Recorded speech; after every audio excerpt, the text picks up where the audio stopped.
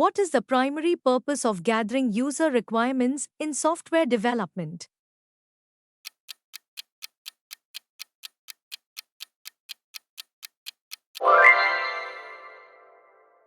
Which activity involves translating user needs into detailed specifications?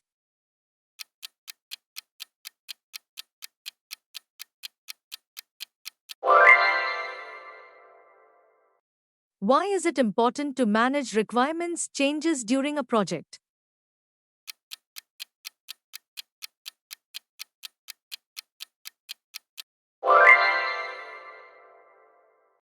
Which role typically involves interacting directly with end users to gather system requirements?